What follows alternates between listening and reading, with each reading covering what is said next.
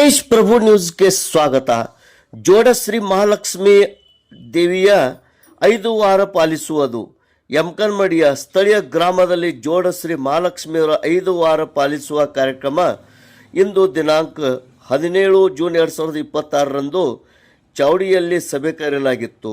ಪಂಚ ಕಮಿಟಿಯವರು ಶುಕ್ರವಾರ ದಿನಾಂಕ 19 ಜೂನ್ 2026ರಂದು ಪ್ರತಿ ಶುಕ್ರವಾರ 5 ಶುಕ್ರವಾರ ಪಾಲಿಸುವ ನಿಯಮಗಳನ್ನು, ಗ್ರಾಮದ ಸುತ್ತಮುತ್ತಲಿನ ವಿವಿಧ ದೇವರುಗಳಿಗೆ ನೀರು ಹಾಕುವುದು, ನೈವೇದ್ಯ ಕೊಡುವುದು, ಅಧ್ಯಕ್ಷರು ಉಪಾಧ್ಯಕ್ಷರು ಸರ್ವ ಸದಸ್ಯರ ಮೇರೆಗೆ ಎಲ್ಲ ಕುಲ ಬಾಂಧವರಿಗೆ, ರೈತರಿಗೆ, ವ್ಯಾಪಾರಸ್ಥರಿಗೆ, ಎಲ್ಲ ಸಮಾಜದವರಿಗೆ, ಕೂಲಿ ಕಾರ್ಮಿಕರಿಗೆ ಶುಕ್ರವಾರ ದಿನದಂದು ಯಾರೂ ಕೆಲಸ ಮಾಡಕೂಡದು, 5 ವಾರ ಕಟ್ಟುನಿಟ್ಟಾಗಿ ಪಾಲಿಸುವುದು ಎಂಬ ನಿರ್ಣಯವನ್ನು ಸಭೆಯಲ್ಲಿ ತಿಳಿಪಡಿಸಲಾಯಿತು.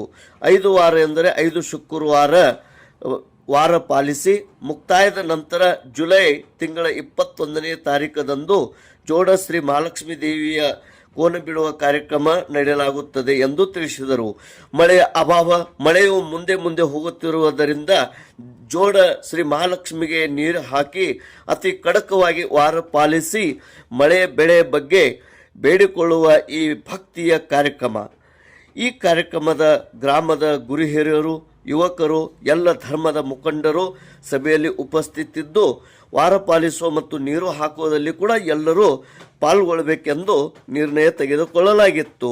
ಅನೇಕ ಮುಖಂಡರು, ಗ್ರಾಮಸ್ಥರು ಉಪಸ್ಥಿತರಿದ್ದರು. ತೇಜ್ ಪ್ರಭು ನ್ಯೂಸ್, ಯಮಕನಮರಡಿ.